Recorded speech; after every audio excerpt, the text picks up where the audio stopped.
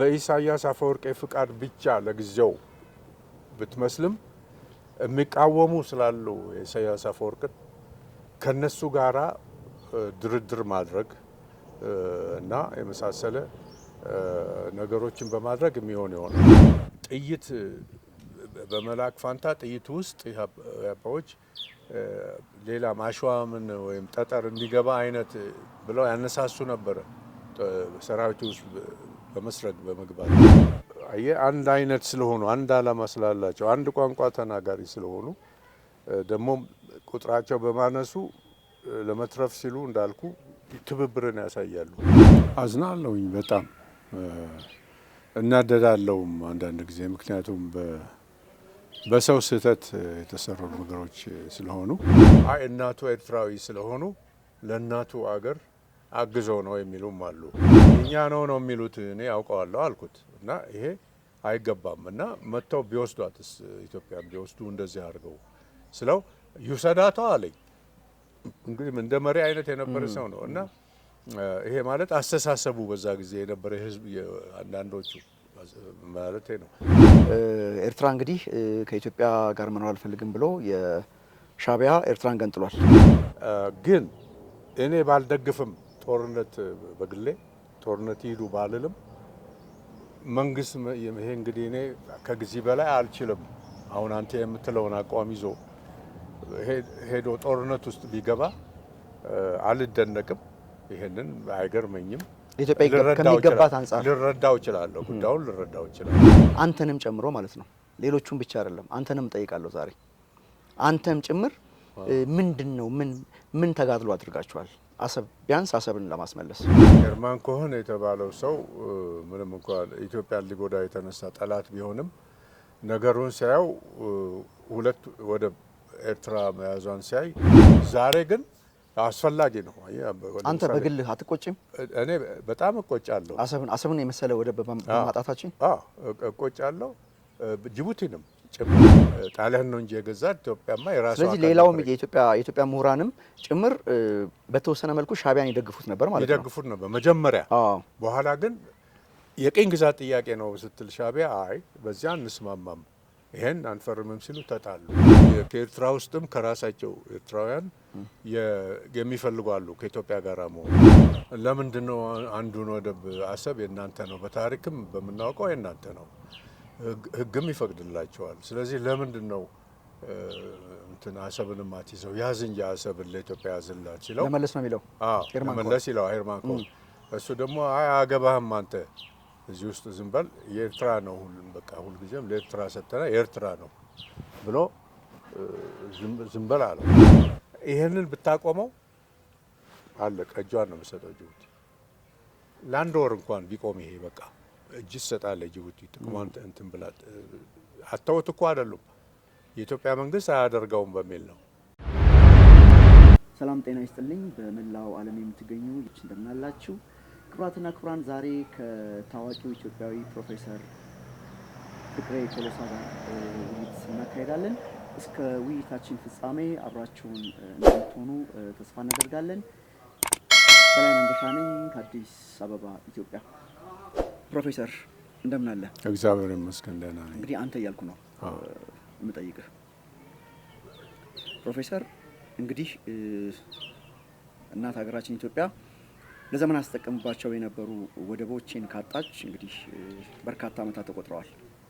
ከዚህ አንጻር አሁን እናንተ ይህንን ፕሮግራም እስከምንሰራበት ጊዜ ድረስ ኢትዮጵያ የራሷ በግል የምታስተዳድራቸው ወደቦች እንደሌሉ ይታወቃል። ምን ይሰማል ይህንን ስታስብ? አዝናለሁኝ በጣም እናደዳለሁም አንዳንድ ጊዜ ምክንያቱም በሰው ስህተት የተሰሩ ነገሮች ስለሆኑ እንዲሁም በታሪካዊ አጋጣሚ ደግሞ እንግዲህ የሚሟገትላት ስላጣች ከመጀመሪያው አንስቶ በዚህ ምክንያት ስለሆነ እቆጣለሁም አዝናለሁም እና ወደብ ይኖራታል እንዲኖራት ግዴታ ነው ብዬም አስባለሁ። ኤርትራ እንግዲህ ከኢትዮጵያ ጋር መኖር አልፈልግም ብሎ የሻዕቢያ ኤርትራን ገንጥሏል። ኤርትራ ሻዕቢያን ሲገነጥል ምጽዋንም አሰብንም ይዘው ነው የተገነጠለው። ለምንድነው ከኤርትራ ነጻነትን በለው ኤርትራ ተገነጠለች ከምንለው ጊዜ ወደዚህ ኢትዮጵያ ልጆች ኢትዮጵያ ያፈራቻቸው ምሁራን አንተንም ጨምሮ ማለት ነው ሌሎቹም ብቻ አይደለም አንተንም ጠይቃለሁ ዛሬ አንተም ጭምር ምንድነው ምን ተጋድሎ አድርጋችኋል አሰብ ቢያንስ አሰብን ለማስመለስ በወቅቱ እንግዲህ አሰብን ወደዛ አሰብንም እንደዚሁ ምጽዋንም ወደ ኤርትራ እንዲቀር ያደረገው አቶ መለስ ዜናዊ ነው ከኢትዮጵያ በኩል ምክንያቱም ሄርማን ኮሆን የተባለው አደራዳሪ የነበረው ሰውዬ በደርግ ሰራዊትና በኤርትራ በሻቢያና እንደዚሁም ደግሞ በህወሓት በሶስቱ መሀል ሆኖ ለንደን ላይ ሲሰበሰቡ ሄርማን ኮሆን የተባለው ሰው ምንም እንኳን ኢትዮጵያን ሊጎዳ የተነሳ ጠላት ቢሆንም ነገሩን ሲያየው ሁለት ወደ ኤርትራ መያዟን ሲያይ ለወደፊትም በዛ ቀጠና ውስጥ ጦርነት እንደማይቆም በባህር በር ምክንያት በማሰብና ደግሞም ህሊናውም ነክቶት እንደሆነ እኔ እንጃ ለምንድን ነው እነሱ ሁለት ወደብ ይዘዋል ትንሽ ነው ቁጥራቸው እናንተ ግን ኢትዮጵያ ብዙ ነው በዛ ጊዜ ምናልባት 100 ሚሊዮን ይሆናል እና ለምንድን ነው አንዱን ወደብ አሰብ የእናንተ ነው በታሪክም በመናውቀው የእናንተ ነው ህግም ይፈቅድላቸዋል ስለዚህ ለምንድን ነው እንትን አሰብን ማትይዘው ያዝ እንጂ አሰብን ለኢትዮጵያ ያዝላት ሲለው ለመለስ ነው የሚለው መለስ ይለው ሄርማን ኮሆን እሱ ደግሞ አያገባህም አንተ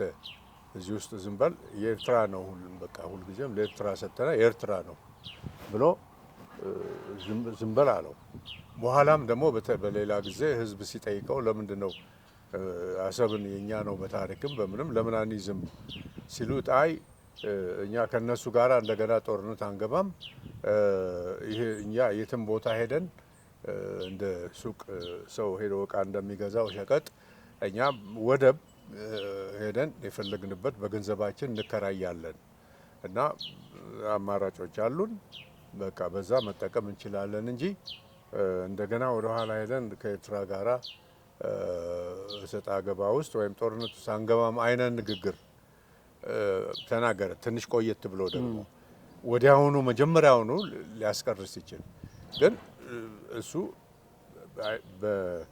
በምክንያት ይሄን እንዳደረገ ልገምት እችላለሁኝ እንጂ ትክክለኛ መልስ ልሰጥ አልችልም ለምሳሌ ምናልባት የብሔሮች ነጻነት እስከ መገንጠል ድረስ የሚለውን የስታሊንን መርሆ ተከትሎ ማርክሲስት ስለነበር ወይም ነኝ ስለነበር በዚህ ምክንያት ሊሆን ይችላል ግን ስታሊን እና ሌኒን እንደዚሁ ለስሙላ ይጽፉታል እንጂ ይሄንን ነገር በተግባር ግን አያውሉትም እንዳውም እስከ መፋታት ድረስ መሄድ የለባቸውም እንመክራለን መጀመሪያ እንመክርና እንዘክራለን ግን ከዛ በፊት ነፃ መሆናቸውን እንዲያውቁ እንፈቅዳለን በወረቀት ላይ እስከ መገንጠል የብሔሮች የራስን ድል በራስ የመወሰን እስከ መገንጠል የሚለውን ጽፈን እናስቀምጥላቸው ደስ እንዲላቸው ብለው አረጉት እና ይሄ የወረቀት ወሬ ነው እነመለስ ግን ይሄንን አይቶ ምናልባት እሱ መለስ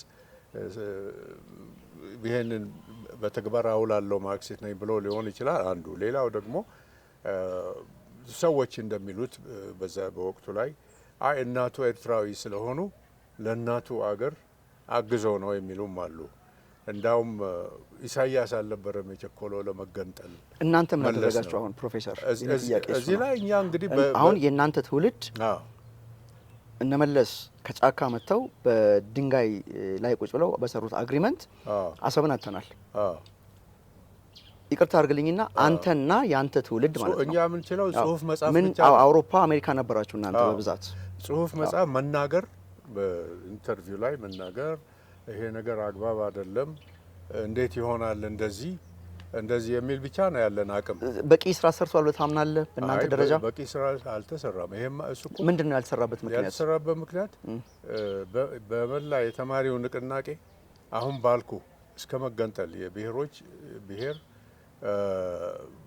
ነጻነት እስከ መገንጠል የሚለውን ነገር በመርሆ ስቲል እስከዛ ጊዜ ድረስ ያምኑበት ነበር ተራማጅ የሆኑት ተማሪዎች ሁሉ። ግን አንድ ወቅት ላይ ኢህአፓ ተጠየቀና ቀደም ሲል ያምን ነበር ኢህአፓ በዚህ ከኤርትራ ጋር አብረው ሲሰሩ።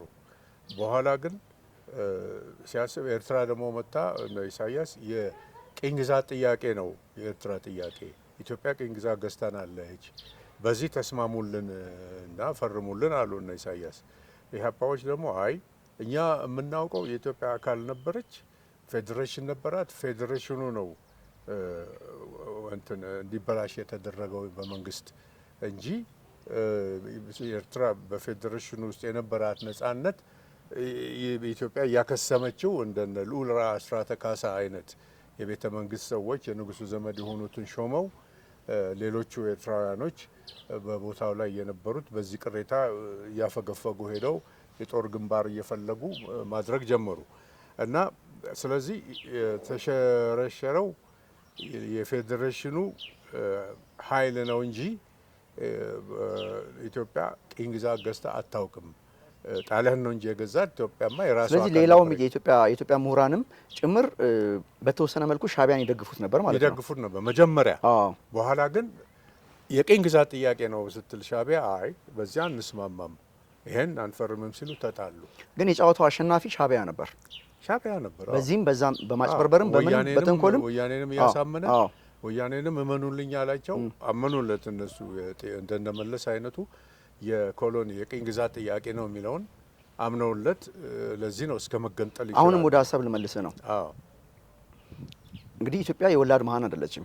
በአውሮፓ በአሜሪካ ከቀዳማዊ ኃይለ ሥላሴ ጊዜ ጀምሮ ስኮላርሺፕ ሄደው የተማሩ ብቁ ምሁራን አሉ። ህግ የተማሩ ምናምን ቢያንስ ማለት ነው እነመለስ እንደዚህ አይነት እነ ሻዕቢያና ወያኔ ይሄን ያህል እጅግ የማይደረግ አሳፋሪ ተግባር ሲፈጽሙ ምንድነው እናንተ ሰብስባችሁ የኢትዮጵያን ህዝብ አስተባብራችሁ የኢትዮጵያ መንግስት ኮስተር ብሎ የአሰብን ጥያቄ እንዳይጠይቅ ምንድን ነበር በመሀከላችሁ ያለው ልዩነት? በኢትዮጵያ ምሁራን ማለት እኛ ግለሰቦች ነን በየቦታ ያለ ነው። እንደ ኢትዮጵያ አይቆጫችሁም ነበር? እንደ ይቆጨናል እንጂ ግን ለማስተባበር የኢትዮጵያን ህዝብ የምንችልበት መንገድ የለም በምንም። እኛ ውጪ ነን እና የኢትዮጵያ ህዝቦች ተነሳ ምናምን ልትል አትችልም። ህዝቡም አይነሳልህ በዛ። ለምሳሌ ወያኔ የራሱ የሚለውን ህዝብ አነሳስቶ የፈለገውን ነገር አድርጓል። ሻዕቢያም እንደዛው የኔ ናቸው የሚላቸውን ስብስቦች አነሳስቶ የሚፈልጉትን ነገር አድርገዋል። እኛ የራሳችንን ነገር እያጣን ምንድነው ማስተባበር ያቃተን? እነሱ በዛ ደረጃ እንደውም ከኛ ያነሰ በአካዳሚክ ይሁን በተለያዩ ነገሮች አቅም ሳይኖራቸው በተንኮልና በሴራ ይሄን ማድረግ ከቻሉ ለምን የኢትዮጵያ ምሁራን ለምሳሌ ደርግ ጊዜም ደርግን ሲተቹ ነበር እና ኢህአፓም ሆነ አሁን ተቃዋሚ ፓርቲ ነን የሚሉ አብዛኞቹ ማለት ነው ታላላቆቹም ምንድነው ቢያንስ ይሄ የኢትዮጵያ ብሔራዊ ጥቅም ጉዳይ የአሰብ ጉዳይ ምንድነው አንድ እንዲሆኑ ያላደረጋቸው ነገር? ምን መሰለህ እነዛኞቹ ኤርትራውያንም ሆኑ የትግራይ ወጣቶችም ቢሆኑ አንደኛ አናሳ ናቸው በቁጥር ከሌላው ሲወዳደር። ሁለተኛ እነሱ አንድ እንትን የመሆን ሁኔታ አንድ ቋንቋ ነው የሚናገሩት። አናሳ ናቸው።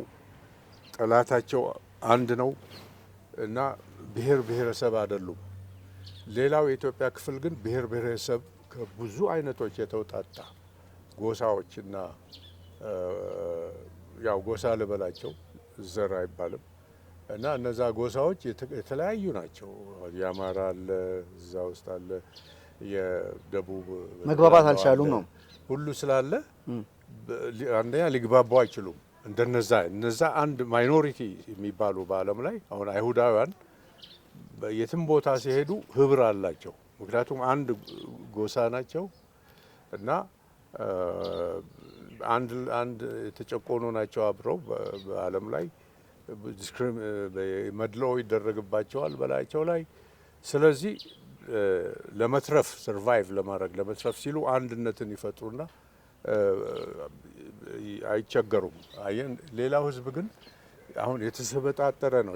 በአማራ እንኳን ክፍል ብትሄድ የተለያየ አይነት ይሄ ነገር አሁንም እየጎዳ ነው ያለው። ፕሮፌሰር ይህን ሳው ምን ትላለህ? እና ከዛ ለምን አልተማርንም? ከዛ እንግዲህ ሰው እኮ ከታሪክ አይማርም ይማራል ይባላል እንጂ ከታሪክ ያንኑ ሲደግመው ነው የታሪኩን ነገር የምታየው። እና በዚህ ምክንያት እነሱ አንድ አይነት ስለሆኑ አንድ ዓላማ ስላላቸው አንድ ቋንቋ ተናጋሪ ስለሆኑ ደግሞ ቁጥራቸው በማነሱ ለመትረፍ ሲሉ እንዳልኩ ትብብርን ያሳያሉ። በመሀላቸው ግን ደግሞ ብትመረምረው ልዩነት ይኖራል። እነሱ ማት ልዩነት አላቸው። ገባ አሁን በትግራይ ውስጥ እንኳን ስንት አይነት አለ። በኤርትራም እንደዚሁ ኩናማ፣ ብሌን ምን እንዲህ የሚባሉ አይነት ኢሮብ ምን እዛም አለ። ግን እነሱን በኃይል ይዘዋቸዋል መሪዎቹ። እረፍ አሁን ምን አረገ ኢሳያስ አፈወርቄ ልክ ኤርትራ ውስጥ መግባት በቻለ ጊዜ መቆጣጠር በቻለ ጊዜ ኤርትራን በፍጹም አይፈቀድም ይሄ ብሔር የሚባል ነገር እኔ አላውቅም አለ ወይድ አለ እና አንድ ኤርትራ ነው አንድ በቃ ያለ ነው አለ እና እዛ እስከ 15 ነው 16 የሚደርሱ ብሔረሰቦች ቢኖሩም 9 ብሔረሰቦች አሉ። 9 ናቸው አለ። አፈነ ያዘና አንድ ብቻ ነው ወይድ አለ። ኢትዮጵያ ላይ ግን የራሳችሁ ጉዳይ አለ። ምክንያቱም የኛ እርስ በርስ መፋጀት ለሱ ይጠቅመዋል አይደለም አለ። አንድ ከሆኑና ከተስማሙ ወደዛ ወደ ኤርትራ ሄደን እናስመልስ ወደቡን ምናምን ይላሉ። ወይም ኤርትራ ራሷን ባለ ሕግ ስለሆነ ህዝቡን አስገድደው ስለሆነ ያስመረጡት ባርነት ይሻልሃል ወይስ ነጻነት በሚል አይነት ነገር ስለሆነ ሄደን እናስመልሳለን ብሎ ሊሄድ ይችል ይሆናል ፎክሮ አንድ ከሆነ ኢትዮጵያ እና ስለዚህ ይሄ ስለሆነ እንዳልኩ በእነዚህ ምክንያት የኢትዮጵያ ክፍል አብዛኛው ህብረ ብሔረሰቦች ያሉበት አንድነት ሊያደርግ አልቻለም። ቀጥሎ ይሄም ብቻ አይደለም፣ በፖለቲካ ተከፋፍሎ ነበር። ለምሳሌ በሰፊው ስታ ኢህአፓና መኢሶን ተብሎ ምሁራን ሁሉ ተከፋፍለው ነበር እና ስለዚህ በአሰብ ወይም ተሄደችብን ወይ ኤርትራ ሄደችብን ብለው አንድ ሊሆኑ አይችሉም። ግማሹም ያምንበታል እንዳልኩ እስከ መገንጠል መብታቸው ነው። በጦርነት ግማሹ ደግሞ በጦርነት አይሆንም 30 ዓመት ተዋግተናል፣ አሁን ደግሞ እንደገና ልንጀምር ነው ወይ ጦርነት እና ይሄ ነገር አያዋጣም። በዲፕሎማሲ ባይሆን በመነጋገር ኢትዮጵያም በወደቡ የምትጠቀምበት መንገድ ቢፈለግ ይሻላል የሚለውንም ሀሳብ ስለያዙ በዚህ ሁሉ ምክንያት ነው። ዛሬ ግን አስፈላጊ ነው። አንተ በግልህ አትቆጭም? እኔ በጣም እቆጫለሁ። አሰብን የመሰለ ወደብ በማጣታችን እቆጫለሁ። ጅቡቲንም ጭምር ለምሳሌ ጅቡቲን ውሰድ። ጅቡቲ ስንት ሺህ ናቸው እንጃ 300 ሺህ የሆኑ እንደሆነ አሁን ወደ 1 ሚሊዮን ገደማ ይባላል። ግን እንትኖቹን እነዚህ ከስር ያሉት ከሶማሌና ሶማሌዎቹ እና የመሳሰሉት ትንሽ ናቸው ከአፋሮቹም ጋር ተደምሮ። ግን ብዙ ሰው የኢትዮጵያም ሕዝብ ሄዶ ገብቷል። አሁን ምንድነው እኔ የማየው ስለ አሰብ በኩል ተናግሬ ያለው ገባ ቢቻል በእርቅ ቢሆን ሰው እንዳያልቅ ምን ማለት ነው? በመነጋገርና በመተዛዘን እሱን እኮ ሻዕቢያ ዘግቷል። ጠቅላይ ሚኒስትር አብይ አስመራ ተመላልሰው ብዙ ጥረት ተደርጎ ከተራ ኢትዮጵያዊ ጀምሮ ከኔ ጀምሮ ብዙ ነገር እኮ ስለ ኤርትራ ስለ የሌለው ነገር ሁሉ አለ ብለን አውርተናል። መልካም ነገር ለማምጣት ብለን ማለት ነው። ይሄ ነገር ሻዕቢያ ፍጹም የሚሰማው ነገር አይደለም። ስለዚህ እንዴት ነው አንተ? እኔ አይመስለኝም በሩ የተዘጋ አይደለም። እንዴት አልተዘጋም? አሁንም እንትን ቢሞከር ለመደራደርና ኢትዮጵያ እንድትጠቀምበት ኤርትራም እንዳትጎዳ ኢትዮጵያም እንዳትጎዳ ክፍያውንም ወይ በማሳነስ ወይም ኤርትራኖች አንድ ከውስጥ ከኢትዮጵያ ጥቅም ቢያገኙ እምቢ ብለዋል እኮ። ይሄን ጠቅላይ ሚኒስትር አብይ እኮ አቅርበዋል አይደል እንዴ? ይሄን ሀሳብ ግን እምቢ ተብሏል። 100% እምቢ ተብሎ በቃ የተዘጋ ነው ብዬ እኔ አላስብም። ምንድነው ምን ተስፋ ሲነገረኝ እስኪ ምን አይተህ ነው እንደዛ ልትል የቻልከው? እንደዛ ልል የምችለው አሁን ከኤርትራ ውስጥም ከራሳቸው ኤርትራውያን የሚፈልጉ አሉ ከኢትዮጵያ ጋር መሆን እና እነዚህ የኢሳያስ አፈወርቄ መንግስት ብቻ አይደለም ያለው ኤርትራ ውስጥ እና ወይም ተቀናቃኝ የሌለው መንግስት አይደለም። ተቀናቃኞች ስላሉ እነዚህ ተቀናቃኞች ከኢትዮጵያ ጋር የመሆኑን ጥቅም ስላወቁ እነሱ ከኢትዮጵያ ጋር ለመደራደር ለመስራት እሱም ሊገደድ የሚችልበትን ሁኔታ ወይም በራሳቸውም ነፃ መንግስት አምጥተው ኤርትራ ላይ ከኢትዮጵያ ጋራ ለመስራት የሚፈልጉበት ነገር አለ። እሺ ሰሩ እንበል ፕሮፌሰር ምንድነው ያኔም እኛ አሰብን ተከራይተን መጠቀም አለብን ነው የምትለው? አይደለም እና አይደለም ሌላ አይነት ድርድር ምን አይነት ድርድር? ለምሳሌ ኤርትራውያኖች ኢትዮጵያ ገብተው ሊሰሩ ሊኖሩ እንዲችሉ ማድረግ፣ ኢትዮጵያኖች ደግሞ በወደቡ ሊጠቀሙ እንዲችሉ ማድረግ። ወደቡን ኢትዮጵያ ኦውን የግሏ ራሷ ማስተዳደር አለባት ነው አሁን የኔ ጥያቄ። አንተ ምትለው ይሄ እንዴት ሊሆን ይችላል ነው? አንተ ምትለው በቃ ምንም እኔ ምለው በንግግር ከሻቢያ ጋር መስማማት ይቻላል ብዬ አላምንም። እኔ ብቻ ሳይሆን ጠቅላይ ሚኒስትር አብይ፣ እኔ እኮ ተራ ኢትዮጵያዊ ነኝ። ጠቅላይ ሚኒስትሩ ራሱ ብዙ ጥረት ብዙ መንገድ ሄደዋል። ስላልተሳካ እኮ ነው ሶማሌ የሚሄዱት ሶማሌላንድ የሚሄዱት የራሳችን ነገር ስላልተሳካ ነው። ስለዚህ ምንድን ነው መሆን ያለበት? ልንገር እንግዲህ እኔ የማምነው ማስቀድመው ነው ብለን አሁንም ቢሆን ሳንታክት በሰላም ይሄን ነገር በእርቅ ደም ሳይፈስ እና ንብረትም ሳይወድም ሌላ ኪሳራ ሳይመጣ በህይወትና በንብረት ላይ እንደገና መሞከር እርቅም ብዬ ነው ማስበው። ነገር ግን ምንም ከሻቢያ ባህሪ አንጻር አንተ ተስፋ ይኖርሃል? ሻቢያ ይህን ሁሉ ዘመን ኢትዮጵያ እንዲህ ስትሰቃይ የኢትዮጵያ ህዝቦች የኢትዮጵያ ምሁራን እርስ በርስ እንድንከፋፈል ቅድም እንዳነሳው ማለት ነው በዚህ ደረጃ የሚሰራ መንግስት ኢትዮጵያ ነይና አሰብን ውሰጂ ብሎ በወርቅ ሳህን የሚሰጥ ይመስላል? አይሰጥም። ስለዚህ ቀለል አድርገህ እቅጯን ነገር እቅጯን የምነግርህ አሁን ያልኩትን ነው የምደግመው። በኢሳያስ አፈወርቄ ፍቃድ ብቻ ለጊዜው ብትመስልም የሚቃወሙ ስላሉ የኢሳያስ አፈወርቅን ከነሱ ጋራ ድርድር ማድረግ እና የመሳሰለ ነገሮችን በማድረግ የሚሆን ይሆናል። ግን እኔ ባልደግፍም ጦርነት በግሌ ጦርነት ይሄዱ ባልልም መንግስት ይሄ እንግዲህ እኔ ከጊዜ በላይ አልችልም። አሁን አንተ የምትለውን አቋም ይዞ ሄዶ ጦርነት ውስጥ ቢገባ አልደነቅም። ይሄንን አይገርመኝም። ኢትዮጵያ ከሚገባት አንፃር ልረዳው እችላለሁ፣ ጉዳዩን ልረዳው እችላለሁ።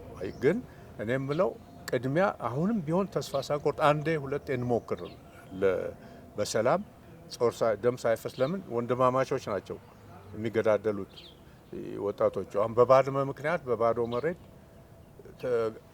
ተጋደልን አይደለም?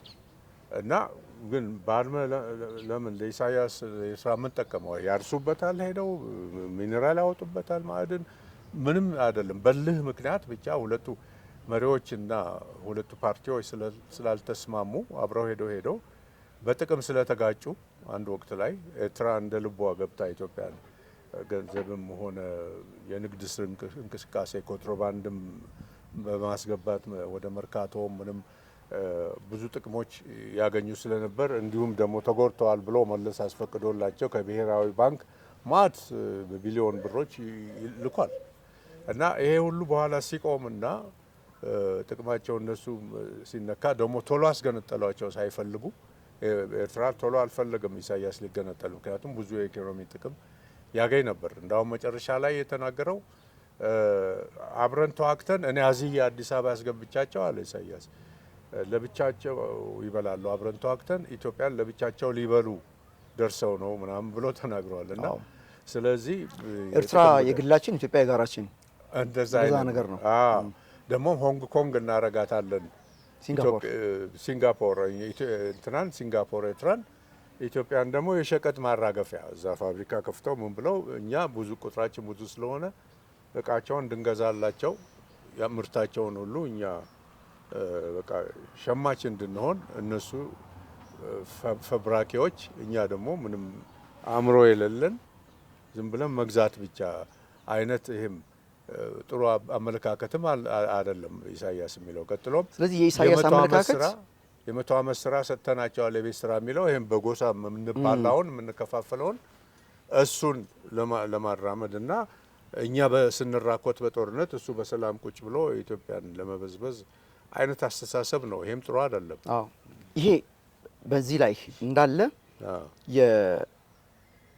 የአሰብ ወደብ ጉዳይ አሁን ላይ ለኢትዮጵያ ሕዝብ የህልውና ጉዳይ ነው። የወደብ ጉዳይ የሬድሲ ጉዳይ የቀይ ባህር ጉዳይ ነው። አሁን የአሰብ ብቻ አይደለም። ሬድሲ ላይ እንደምትመለከተው የኤርትራ መርከቦች የባህር ኃይል የሚባለው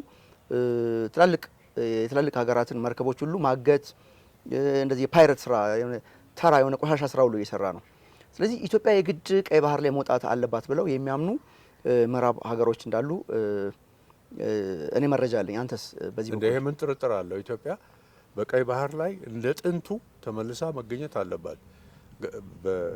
በማንኛውም በሰላም ይመረጣል። ሰላም ከጠፋ ደግሞ ሌላ አማራጭ አለ። ለምሳሌ ጅቡቲን እንውሰድ። ጅቡቲ አሁን ያው በቢሊዮን የሚቆጠር ነው አይደለም በአመት ለመርከብ የምታስከፍለው ለወደቡ እኛ ምንከፍለው እና ያም ሳያንሳት ሳይተርፋት አሁን ደግሞ በቅርቡ ኢትዮጵያን ይውጡ ከጅቡቲ ይውጡልኝ እያለች ነው። ከግብፅም ተመሳጠረች፣ ከሶማሊያም ጋራ ተመሳጠረች ሄዳ እና ኦማን ላይ ተቀምጠሽ ማንን ታመያለሽ? ወይንም እዚህ ዛፍ ላይ ቁጭ ብለ ቅርንጫፉ ላይ ቁጭ ብለ ትገዘግዘዋል ራስን የምትወድቀውና ያቺ ምንም የሌላት ሀገር ለጅቡቲን እንኳን ለማንበርከክ ጦርነት ምን ያስፈልገዋል? እሷ በጥፊ የምትላት አይደል ነኝ። ምንድነው የምታረገው? ውሃ አሁን ወደ ጅቡቲ ይሄዳል ከኢትዮጵያ ንጹህ ውሃ አይደለም። አሁን ቢቆም እሱ አለቀላቸው። አንድ በል ጫት ከኢትዮጵያ ነው የሚሄደው። አንድ ጊዜ ጫት ተቋርጠው በደርግ ጊዜ ጫት ቆየና በቃ ፈዘው ምን ብለው ተበሳይተው በቃ መከራ አይተው በሱስ ደርግ እንደገና ሲፈቅድላቸው ሲገባላቸው በጣም ነው ኤርፖርት ላይ በየቦታው በባቡር ጣቢያ ላይ እስከ መጋደል ድረስ ለመንጠቅ ጫቱ በሱስ ምክንያት የተያዙ ናቸው። አትክልትና ፍራፍሬ ከድሬዳዋ ነው የሚሄድላቸው። ስጋ ከድሬዳዋ ይሄድላቸው ስጋ ሁሉ። ይሄንን ብታቆመው አለቀ። እጇን ነው የምትሰጠው ጅቡቲ። ለአንድ ወር እንኳን ቢቆም ይሄ በቃ እጅ ትሰጣለች ጅቡቲ ጥቅሟን እንትን ብላ። አተውት እኮ አይደሉም የኢትዮጵያ መንግስት አያደርገውም በሚል ነው። ግን የኢትዮጵያ መንግስት ቢያደርገው ጅቡቲን በቃ አሁን ያለ ጦርነት እጃችን ልገባ ይችላል። አሁን እኮ የምናየው ሁኔታ አስገዳጅ እየሆነ ነው። ለምሳሌ የኢትዮጵያ ህዝብ ቁጥሩ በየቀኑ እየጨመረ ነው የሚሄደው። ኢኮኖሚው በጣም እየሰፋ ነው። እዚህ ደረቅ ወደብ እንኳን ሞጆ ያለው እንኳን ብንመለከተው ከጅቡቲ ወደቦች በላይ ግዙፍ የሆነ እኮ ነው የተገነባ ያለው። ስለዚህ አሁን ትውልዱ የሚጠይቀው ኢትዮጵያ ራሷ የምታስተዳድረው ወደብ የግል የሆነ ወደብ ያስፈልጋታል ነው የሚለው ህዝቡም ትውልዱም። በዚህ ትስማማለህ? እስማማለሁ። መልካም ፕሮፌሰር፣ እንግዲህ የኢትዮጵያ ፖለቲካ ቀደም እንዳልከው የመኢሶን እነ ኢጫት እነ ወዝሊግ ምናምን የሚባሉ በፖለቲካ ፓርቲዎች መራኮት ምናምን ጭምልቅልቅ ያለ ነው። አሁን ድረስ ያ ነገር አልጠራም እስከ ዛሬ ማለት ነው። እና ምንድን ነው እስኪ አሁን ኢትዮጵያ ብለው የፖለቲካ ፓርቲ ለሚያቋቁሙ ከኛ ሌላ ኢትዮጵያዊ የለም እኛንን የኢትዮጵያን ፖለቲካ ልናረጋጋው የምንችለው ምናምን ብለው ቡራ ከረዩ የሚሉ አሉ። አውሮፓም አሜሪካም እዚህ ሀገር ቤትም ያሉ አሉ። እስኪ ለነሱ ምንድን ስለ የኢትዮጵያ ህዝብ ቢያንስ ሌሎቹ ነገሮች እንዳሉ ሆነው ይሄ ትልቅ የብሔራዊ ጥቅማችን ጉዳይ ነው፣ የአሰብ ጉዳይ። በዚህ ጉዳይ ላይ በርትተው ልዩነታቸው እንዳለ ሆነው ተሰባስበው ከመንግስት ጋር መንግስትንም ደግፈው ሀገራቸው አሁን ካለንበት ችግር እንድትወጣ ምን ማድረግ አለባቸው ብለህ ትመክራለህ? እንደ አንድ የታሪክ ምሁርም እንደ አንድ ታላቅ ኢትዮጵያዊ። እንደኔ በዚህ የባህር በር መከፈት ላይ ሁሉም ማንኛውም ኢትዮጵያዊ የፖለቲካ ልዩነቱ ትቶ አንድ ላይ ተሰልፎ መቆም አለበት። ከመንግስት ጋርም በዚህ ጉዳይ መቆም ይገባዋል ባይ ነኝ እኔ። የኛ ምሁራን ስህተት ምን መሰለ?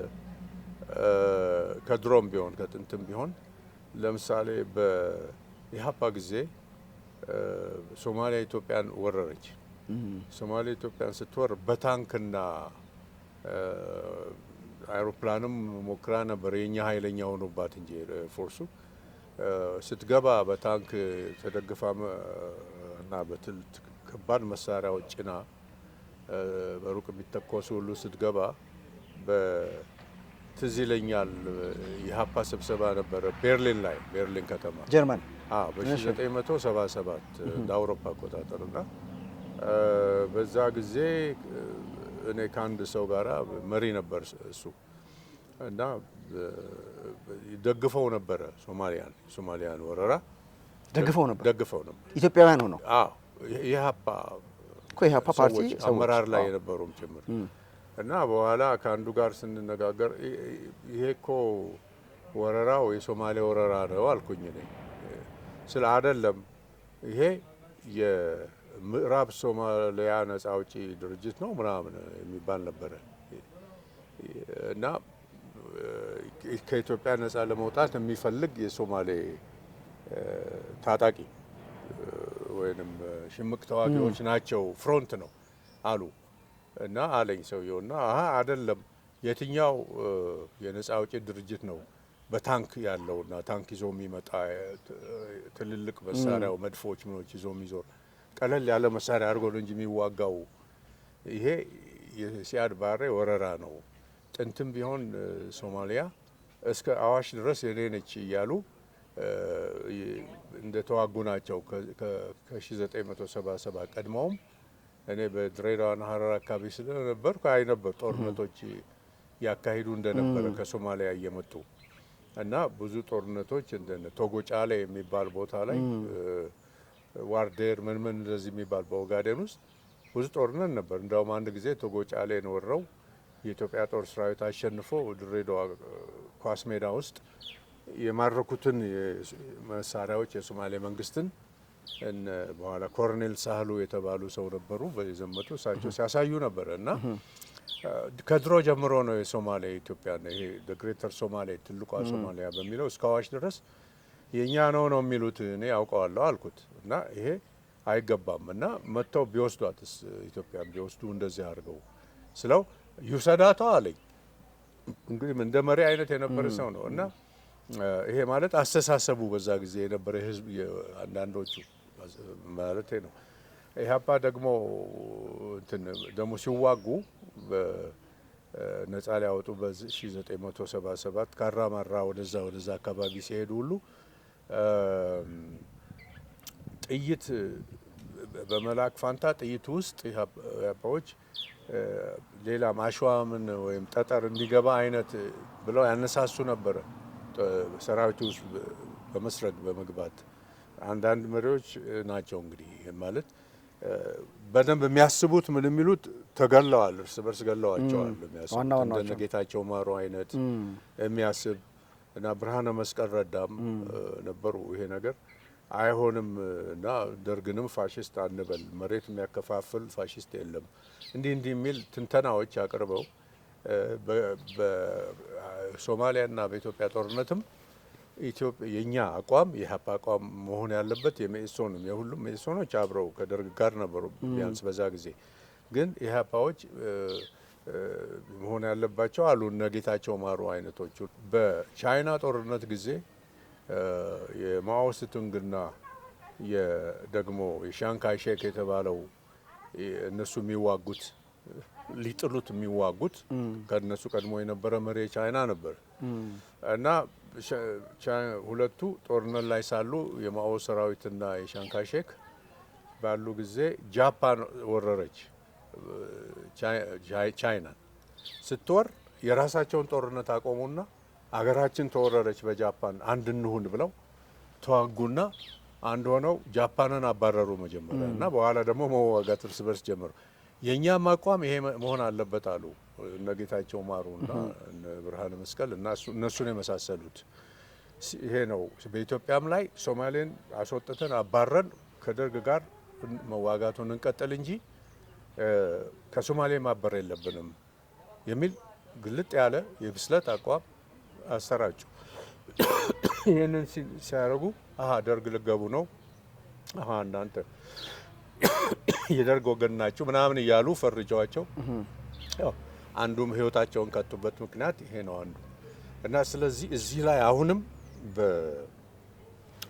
ወደብን አስመልክቶ በቀይ ባህር ላይ የኢትዮጵያ መንግስት የሚያራምደውን አሁን ያለው መንግስት እንደዛ አይነት ግልጥ ያለ አቋም ይዞ የሀገር ጉዳይ ስለሆነ ምክንያቱም ይሄ መንግስት ይሄዳል።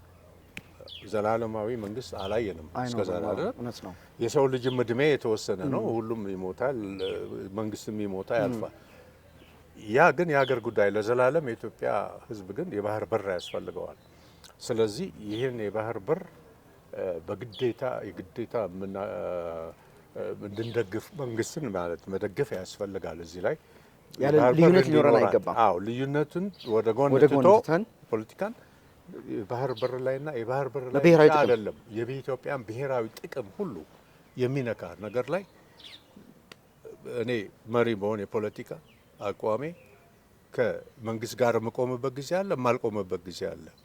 አሁን መንግስት ለራሱ ዘላለም አይኖርም፣ ለራሱ ለጊዜው ይጠቀምበታል እንጂ የባህር በሩ የኢትዮጵያ የዘላቂ ሀብትና የሚያስፈልጋት መውጫ ነው ወደ ዓለም። ከዛም ከዓለም እቃ የምታስገባበት ነው። ቁጥሩ እያደገ ነው የህዝቡ የሚሄደው። አሁን ወደ 130 ሚሊዮን አካባቢ ነው። እንዲህ ታፍኖም ሊዘልቅ አይችልም። ለእድገትም አይበጅም። እንዴት እናድጋለን? አሁን ብዙ ነገር ምርት ብናመርት ኢትዮጵያ ካላክ ነው አንዱ መውጫው የባህር በር ነው። በአይሮፕላንም ይቻላል፣ ግን ውድ ነው በአይሮፕላን። ስለዚህ የግድ የባህር በር ለኢትዮጵያ ያስፈልጋታልና ይሄንን ብዬ ነው ማስበው ነው።